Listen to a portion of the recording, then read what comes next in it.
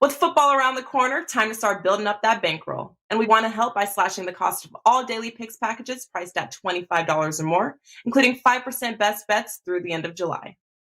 This amazing promotion runs from Tuesday, July 12th to midnight on Sunday, July 31st, and drops the pricing down to $25 daily packages for $12.50, 29 daily combo packages for $14.50, and $35 5% best bets for $17.50.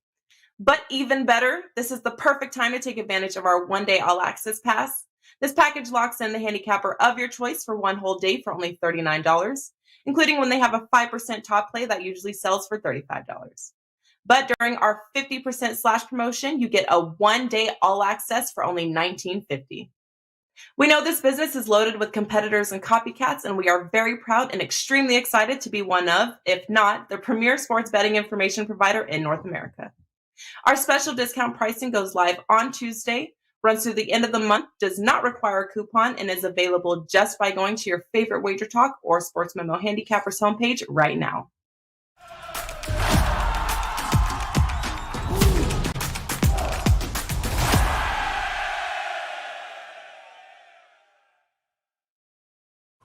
Welcome into First Pitch for Friday, August 5th. I am Drew Martin, joined by Jimmy Adams and Dave Koken of WagerTalk.com. Happy Friday out there. We got three good games, all competitive matchups, all playoff implications here. We got the Padres and the Dodgers. We got the Yankees and the Cardinals and the Blue Jays and the Twins. Best bets at the end. Like always, welcome into the chat box, watching live on the WagerTalk YouTube channel. Guys, let's get into it. Starting out west here, 10:10 Eastern, 7:10 Pacific. Dave, I'll come to you first. We get the Padres and the Dodgers. Seeing the Dodgers about a minus 150 price tag. Total of 8.5. Sean Manaea versus Tony Gonsolin. You liking anything in Dodger Stadium tonight, Dave? Well, I mean, there's some good games tonight, and this is certainly one of them. As the Padres looking to make a statement that they're serious contenders. We know they certainly made the statement at the trade deadline with the pickups they've made, and they lost yesterday, but prior to that, they'd won 5 in a row. So the Padres coming in good form, and the Dodgers, well, their statement's going to be, yeah, nice job picking up those guys, but we're still the Dodgers. As far as tonight's game is concerned, Manaea, pretty good last start, but really has not been in great form lately. And he'll go against Gonsolin, who's cooled off a bit. Not that he's fallen off a cliff, but he's not pitching at the level he was earlier this season. I think both offenses could be in control here. If you look at the numbers recently, over the last week, the Padres' WRC plus is way up there. It's in the 150 range, and the Dodgers consistent in the 125 range, both well above average. Neither pitcher in what I'd call great form. I think you're going to get runs at Dodger Stadium tonight. I like the over in this game. Sure, tough to argue with that, Dave. Jimmy, coming to you next. You know, sidewise, don't forget, guys, the Dodgers have owned the Padres. 14-2 the last 16 matchups here. And the Dodgers, the number one team in baseball since June 29th, going 27-5. That's the best record in baseball since late June. Tough to step in front of the Dodgers here, Jimmy, but minus 150 price tag, that plus 140 on the Padres. If you're looking sidewise, or are you liking the total here like Dave, Jimmy?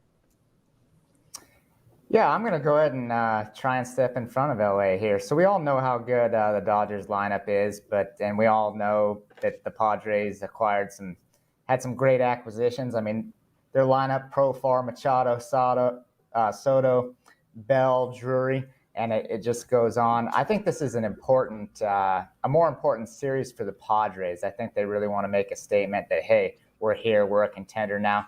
We saw Drury hit a grand slam in his first game in San Diego. He had a home run robbed from him, taken away last night. So I think you're going to get a real good effort out of San Diego, and at a plus 140 price, it looks pretty good. Tony Gonsolin's a guy that I circled as one of my top fade pitchers in the second half of the season.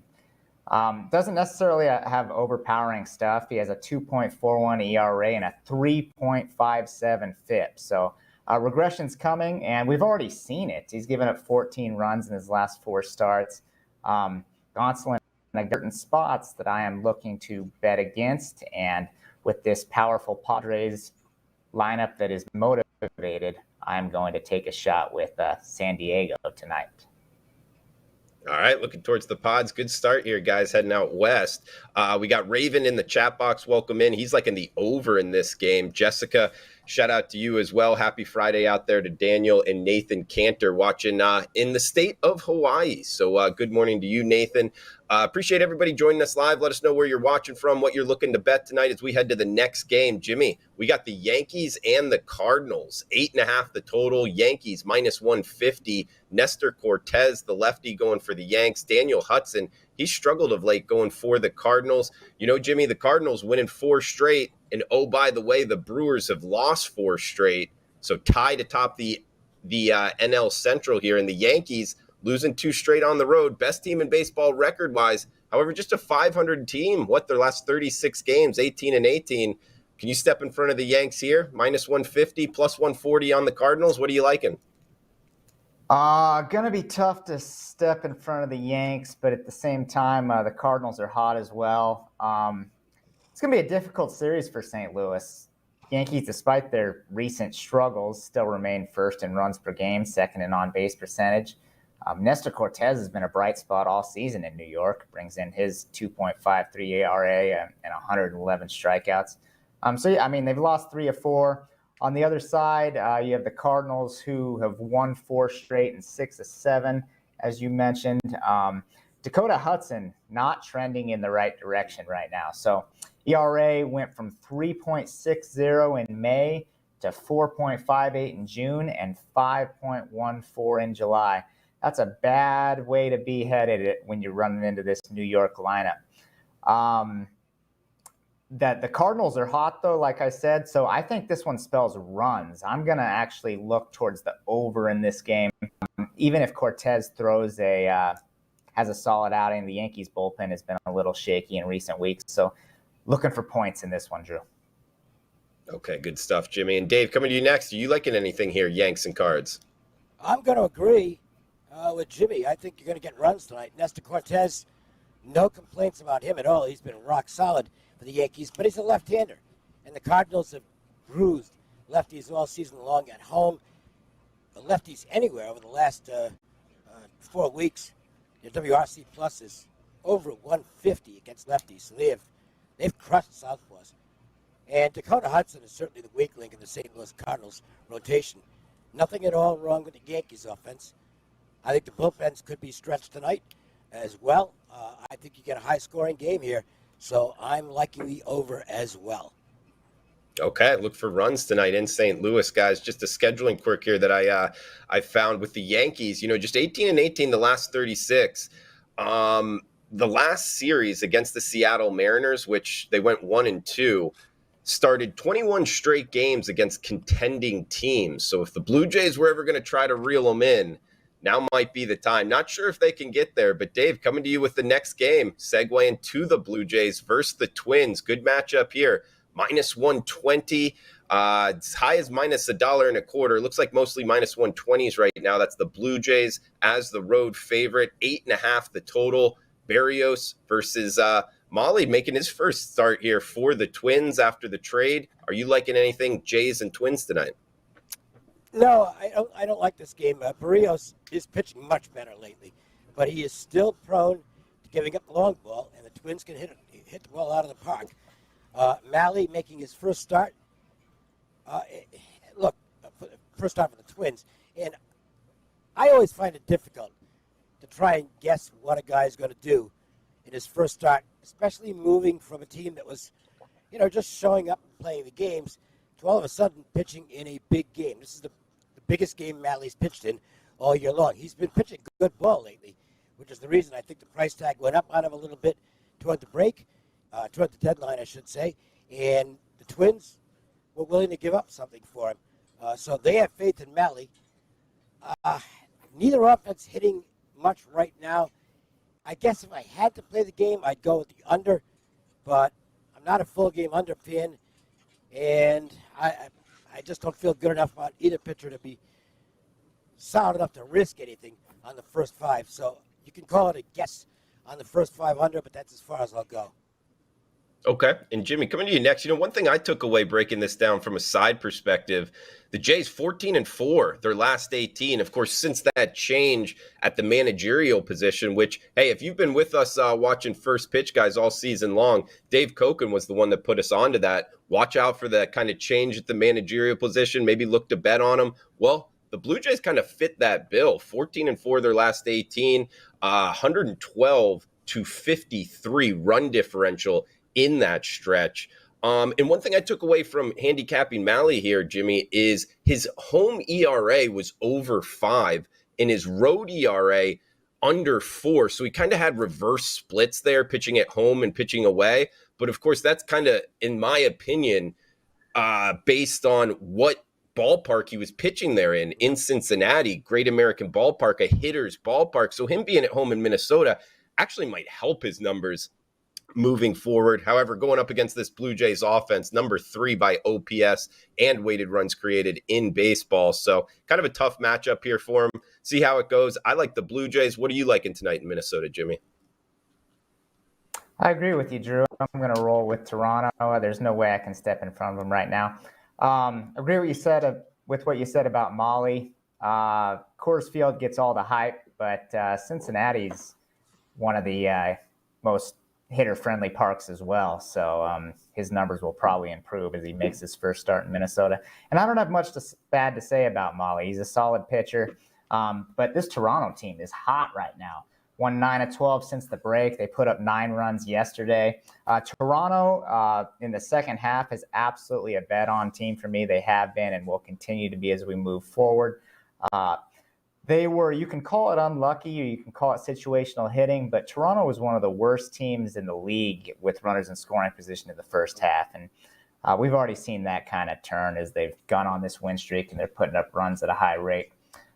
Jose Barrios, not usually a guy that I love backing, but he's been throwing well lately. I mean, 7 innings, 3 hits, 1 run last time out. He hasn't allowed more than 3 earned in any of his last 5 starts. And, of course, the Blue Jays won all of his last 5 starts. So seeing that Toronto is in the current form that they are and as hot as they are, I'm going to roll with the Jays at a decent price tonight. Good stuff, guys. Great breakdown of the 3 games from Jimmy Adams and Dave Koken. Huge shout out to the chat box, everybody joining us live. We got Godfather in the house, Chuck Pod, Coin, all you guys, Rance, Raven. Thanks for joining us live. Thanks for chiming in with your opinions. And feel free to drop a line below in the reply section. If you're watching on replay, anything is welcome. Any questions, we'll answer them next week on the show. Guys, we got best bets coming up right now. Make sure to check out Dave Koken and Jimmy Adams. Dave has a promo for here, free 4% college football week 1 best bet. Go check it out. Dave Koken's page at WagerTalk.com. He's got a best bet wins prop as well. It's discounted, so check that out. His free play up, you can get the written analysis as well on his page. It's in the ACC, one of my favorite stadiums there, Bobby Dodd. So go check out what he's looking to bet there early in the college football season. But Dave, I'll throw it over to you for final thoughts and your best bet for the show. Yeah, and of course, number 1 all-time in profits at WagerTalk in college football. So expecting a big season. A lot of preseason work's been done, and I feel good about where I am right now as we close in on the start of the season. Let's talk this baseball schedule, though, and I'll go back to the Cardinals-Yankees game, which I talked about earlier, and I do think the over is a good bet here. The Cardinals are facing a very tough left-hander, Nestor Cortez, no question about that. But this St. Louis lineup is configured to hit lefties, and they have damaged left-handers in a big way all season long at home and recently as well. The Yankees, they can hit any place, and good pitchers might shut them down, but Dakota Hudson does not fall into the good pitcher category. He's been roughed up. He is not in good form right now. He doesn't get a lot of whiffs, so the Yankees are going to make contact against him. When the Yankees make contact, the ball goes out of the park on a fairly frequent basis. I think this game's set up to be a high-scoring game. It's not cheap on the total, but I think that's the way to play. Cardinals and Yankees over the total for tonight's best bet.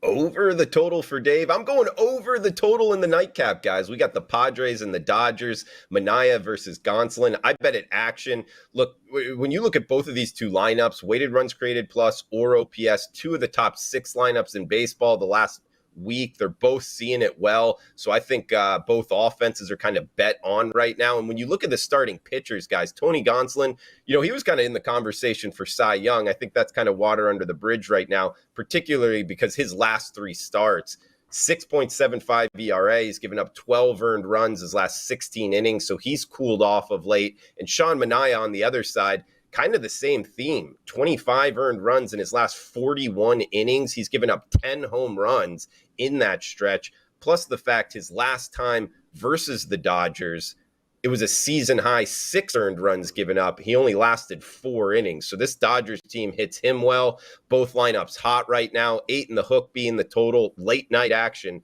I like the over in the Padres and the Dodgers. Guys, I'll throw it over here to Jimmy Adams. Check out his free bet. He's got one going in that same game. You can get to see the written analysis. Also, he's look out for his 5% plays, guys. He's hitting 76% on his last 21. That's a heck of a number there. He's also 5-1 his last 6 overall. Jimmy, I'll throw it over to you. Any final thoughts for the show, and where are you going for best bets?